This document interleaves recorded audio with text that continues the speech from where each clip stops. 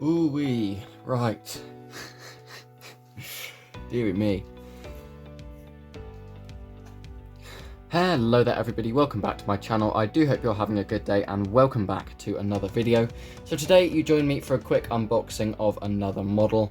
Now this is the beautiful Aer Lingus ATR 72-600 from Gemini Jets. Now I'm a little bit late to the party on this one, it has to be said. But yeah, this is a little bit of a meme aircraft, as we're soon to discover. I've had it for a couple of months. I picked this up for about £35 from the Gatwick Aviation Fair in Crawley last year, as well as another model and some ground service equipment.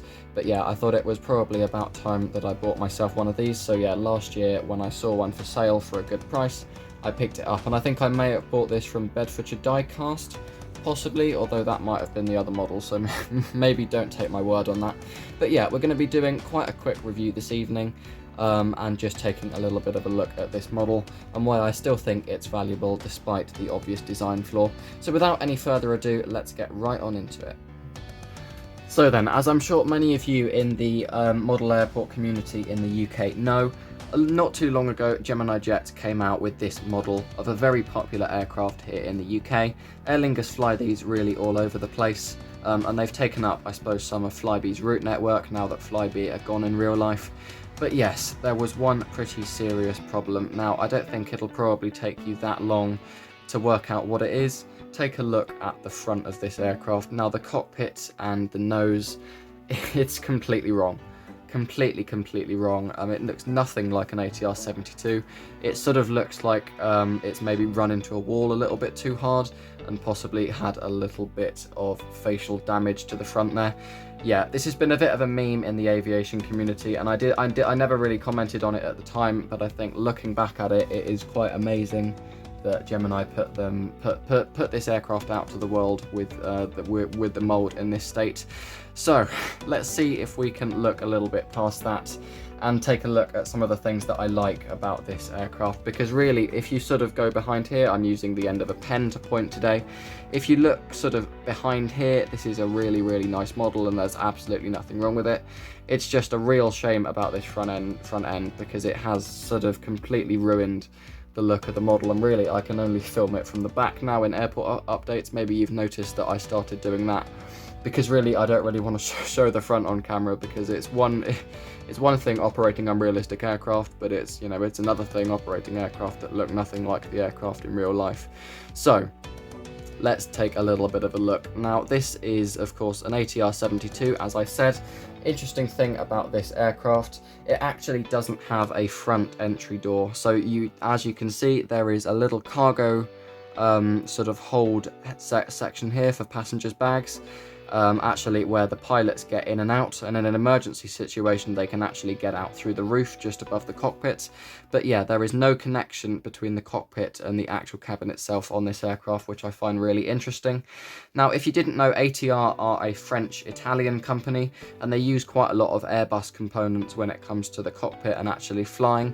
But yeah, let's take a little bit more of a closer look at the aircraft itself. So, just after the cargo hold that I just talked about, we have got the Aer Lingus regional logo there. Now this is a really very popular site in the United Kingdom. They go all over the place, these things. Then we have the engines behind there. This is of course a high wing engine design with the two turboprops hanging below there. Those propellers look good. I found that they're more sturdy than the ones on the Dash 8 because I have quite a lot of historic experience with these propellers falling off on the Dash 8, so I'm not entirely sure what they've done differently with the ATR, but that certainly is better. Now underneath there we have the landing gear, and those are very nicely detailed pieces. Yeah, that's all good, perfectly symmetrical there. Sorry if I can just get it into focus. Taking a look at that nose once again, it just makes me laugh. Yeah, the landing gear, those are all good. You can see we've got some landing lights and some ports underneath. This aircraft is so small that we don't actually have a hole for the stand. That's possibly a little bit of a bad thing, but really not many of us, at least that do airport updates, really use the stands when it comes to that, so that's all right. Going on to behind the wings then, we have the registration number. This is of course an Irish registered aircraft, Aer Lingus being the Irish national carrier. Yeah, that all looks good. And then so yeah, at the back there we have got the single passenger entrance for boarding and deboarding, so you always board from the back, which is interesting. You do have an emergency exit, what looks like at the front there, so I presume that that first window will sort of pop out in the event of an emergency and you can evacuate out there. But of course you don't want to be using that for regular operations. Moving on to the tail then, we have a T-tail design, as you can see here, so the elevators are at the top of the tail rather than the bottom. I think this is a really nice design. I love the ATRs in general. I haven't flown on one in real life. I've flown on the Dash 8s, which is sort of the comparison, and the aircraft that are flown by Flybe, sort of the competitor to this aircraft a little bit, but they are really very nice. And as I say, apart from the cockpit at the front, this is a really nice model. It's just such a shame that they got it wrong. Let's take a look a little bit more closely at that cockpit. The front landing gear is also looking a little bit too big, but as you can see, the main problem there, it sort of looks as though a little bit has been missed off the front of the mould, and it sort of slants down too heavily. It really is a bit of a shame, but overall I am still quite happy with this model. Now, as with the Flybe Q400, when that came out from Gemini Jets, the price for these aren't brilliant. Now, I think you'll find mostly that you're looking at sort of £40 to £45 for one of these. Now, it sort of depends whether you feel as though it's going to be worth that for you as to whether you pick one of these up. For me, I run Will Scarlet International, you know, I'm a UK aviation collector, and so really it's sort of a bit of a must-have for me in my collection and operations, but it is a really big price tag to pay for a model with a defect such as that front. So I'll leave that up to your good selves. A little bit of a shorter video this week, just because, you know, of time and etc. But I am trying to upload every week.